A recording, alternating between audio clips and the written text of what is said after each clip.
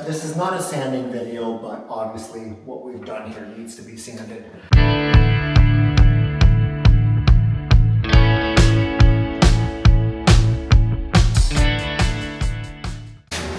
Okay, filming? Yep. Okay, so my makeup department has made me all beautiful for this, so you know, all good to go. Last video that I made, I showed how to put up tapes. Specifically flat tapes. I had an angle tape in there too, but there's a point to what I'm getting to now. And that is, Lord was so bad in that one that I decided I didn't want to show people how to tape on board that bad. It follows improper procedures, but you know, I had a lot of fixing to do now. So anyways, this right here is one of those joints where you have that factory edge button up against the factory edge. Now what I mean by the factory edge, as we go right here, you can see the paper folds right over. So you have two of those there. I'll just turn it like that. I don't know, can we see the bevel? Yeah, very right here, guys. Yeah. Okay, well anyways, you put two of them together and now you've got a hole there. And that means a hole right here. So theoretically, all you have to do is fill that hole. So I'm gonna start off with a 10-inch knife and a mud pan. Use whatever mud pan you can find. They're all pretty decent. They're all pretty much the same. Putty knives like these, I always recommend just regular steel that will rust. I don't like the stainless steel as much as regular steel. These are only aluminum here, but we don't use them that much. Anyways, scoop, and again, I got my finger right there. Just scoop, put it on right into the corner.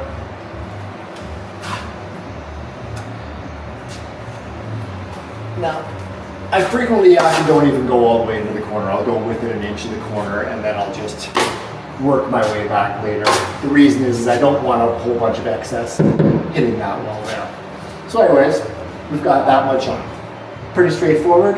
Now we're going to be using the ends of the knife, top and bottom. We're only feathering. So now we have a nice smooth transition from paper to mud. And again, I'm bending this knife out. How about you get the camera in there so you can see the kind of angle that I've got? And it is like that.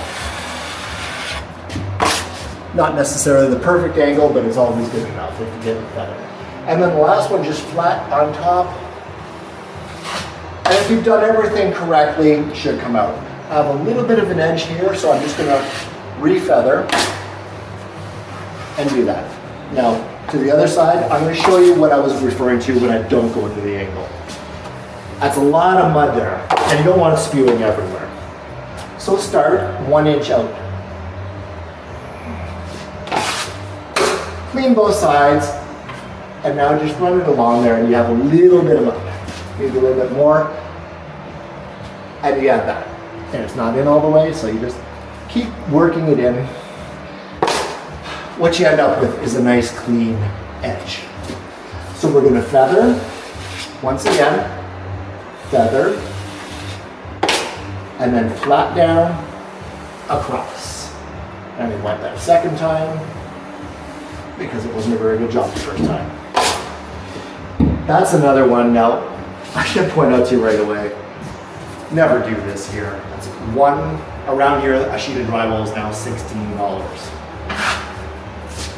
When I add up labor and mud combined, each butt joint that you coat, not a regular flat, but a butt joint like this one right here, each butt joint costs you $10. You know, I've done the math a million times, so we know it's accurate.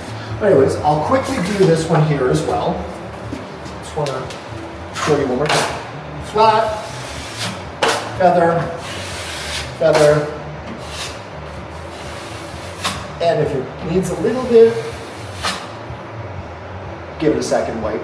Do not continually wipe these joints out, because what you're gonna do is you're gonna take off too much mud, and then it's gonna be hollow, and then you're gonna need an extra coat anyways.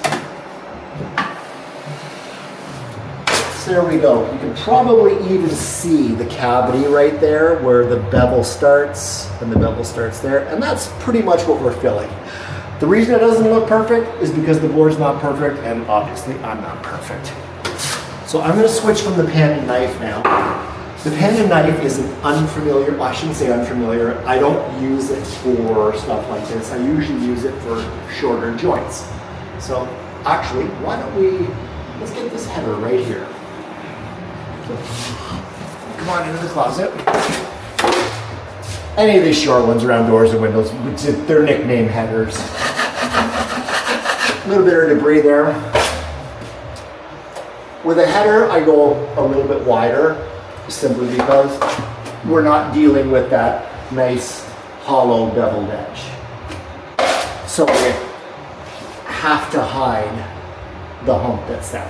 So I've went about 1.5 knives wide, maybe 1 3/4. But it's pretty simple. Feather, feather, wipe, wipe. Now we're in a closet here, so I could probably get away with whatever's going on up there, but give it one more. And you just have a nice even flow over that. Bad job there. Bad timbers. I'm just gonna fix this up while I'm there.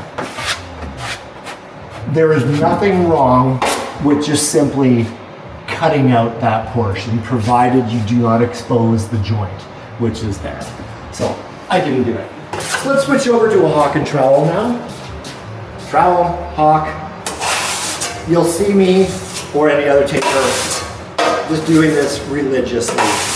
All we're trying to do is keep a ball of mud there. We don't want it spread all over the place. That's perfectly fine if you're doing a real plastering job, but I doubt I'm ever going to teach plastering because nobody does it anymore. But here we have a butt joint. There's no bevels there, so we have to go wider just like we did on the header. So there's my mud there. And you can see how stiff it is too. Do not spread it out the whole width of it, simply because when you're new, you're going to make a mess. So try to keep it over here. Now, so the edge of my trowel is on the edge of the tape. Not that edge, that one. You want a little bit of overlap. Okay. Now we're going to go to the bottom. And it's about the same thing. So this is a 13-inch trowel. And we're probably going using 11 inches of that in total. I feathered these off because I need a little bit more mud on my hawk. Okay. Feather. Feather. I like one down the middle. If at any time you expose tape, if you see the yellow of the tape, that's where you stop and you put more mud on. And if that keeps occurring, you keep making it wider and wider until that yellow of the tape isn't there anymore. And if you have to go 4 feet wide, there's probably something wrong, and you might want to consult a professional if you haven't developed those skills yet.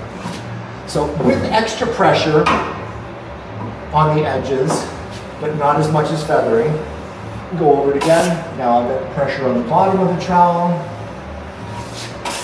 Now one back. Okay, so how about we bring the camera in to show just how bad it looks, which is not that bad. And we see there's our lift-off lines and our edges. Those sand off with the greatest of ease, unless you're one of those people that insists on Drywall. And if you're using Drywall, my videos are not for you. That's it for our first coat. When we come back, we'll be doing a little bit of sanding. Okay, everything is dried 100%. Trust me on this, you don't want to do anything second coat if it's wet. It's nothing but a problem. I'm going to explain that on another day, but for now, we're just simply dealing with that butt joint and that regular flat right there because that one already got coated while somebody was standing on stilts. Rough sand quickly. Leander will go into the angle all the way. Oh yeah, and by the way, We're going to have another video specifically on sanding eventually, so I'm not going to go into too much detail. But clean that up. And then if you remember right, we got the camera to come in closely before to show the ridges right along here. And that's pretty much all you're worried about. You're not trying to sand a hole out because, well, you're gonna have to sand the whole wall down. It's just anything that's sticking out of that wall. You want to get those rough edges off. That's pretty much all there is. Now, admittedly, we sanded this already, which is why I didn't get a close up. So the other day we showed you Canon knife, and then we also showed hawk and trowel. And again, I'm recommending for a new person Canon knife, but every once in a while I see tapers that use a knife with a hawk. So this is method number 3. I'm just simply going to go over this one quickly. The procedure really isn't very different than using the pan. You're just taking it off a little bit. You still want clean side here, so when your mud comes off, it's like that. Now in the case of skim coat, I'm using a bigger putty knife. This is a 12-inch, whereas the first coat, I used a 10. And this time around, we are trying to spread that mud out the full width of this knife. So in other words, the full 12 inches. Okay. And as you can tell, my skill level is much better with a hawk and trowel on something like this. Which is not to say that this is an inferior product. It's not. It's just I have a lot more practice. So anyways, instead of yakking about anything else, feather by bending, just like we did before. Feather. And you're almost taking all the mud off, but not quite. That's pretty much it. Feather, feather, and one down the middle. If it doesn't work out quite right, you have a little bit of scratch or something like that, just repeat that process. Feather, feather, and then down the middle. So now we're going to do the butt joint.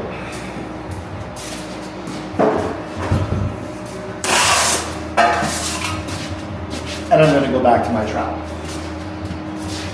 Again, just like we showed before, but this time we're going to let that mud spread out.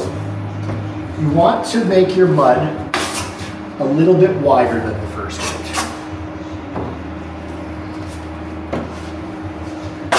And down here.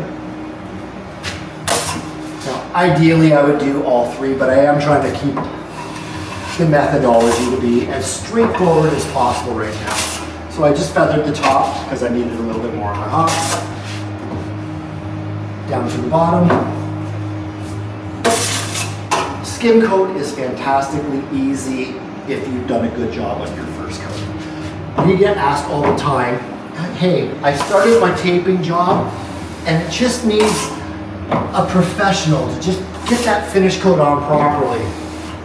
To which I tell them, I'll be putting 2 coats on anyways. I feel bad for the people, they were probably trying to save money, but the fact of the matter is if your first coat isn't on properly, your finish coat isn't going to work out. You're going to get uneven joints. You'll get these little pinholes where we're around, they call it fish eyes. It's not going to turn out. That's pretty much it right there. We can even get a close-up of that, and if there's anything bad, we're going to see it, but I don't think we're going to see anything bad. And now we just wait for this to dry, and then we'll get to the finish sanding, which should be a very quick process. We're good. Now, if you notice, this turned pretty much into just one big joint now as opposed to 2, because again, this really wasn't boarded properly, and we're here to fix it.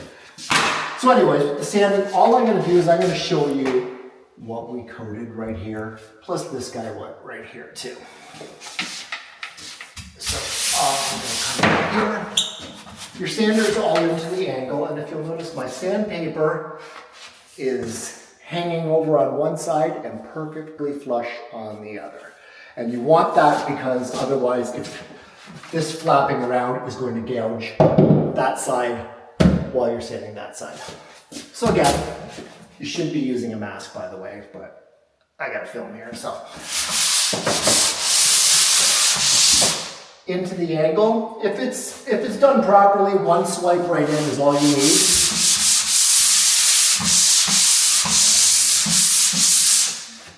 And now you want to feather that portion, okay? Now, again, we're actually here to sand this, but I'd like you to see that too. So if you can come up close, okay, and we're gonna take a look and see what this edge looks like right here. And then see how the transition is so gradual that you can't see anything? That's what you're looking for in your feathering. Now, after that,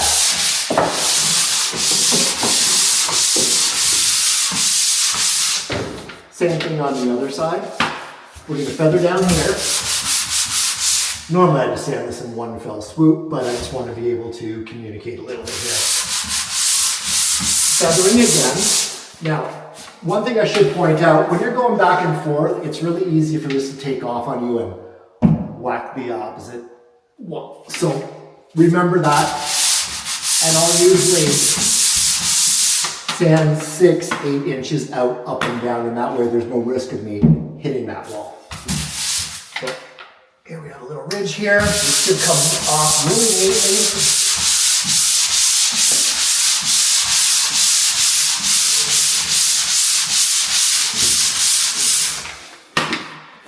If you're new at this, it's not going to come out as good. Unless you're awesome, in that case, more power to you. But you're probably going to need quite a bit more sanding than what I just did.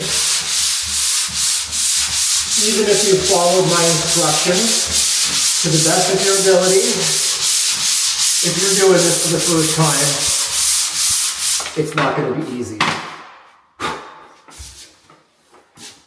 So now I could bring the camera in nice and close and all you're going to see is something white like snow.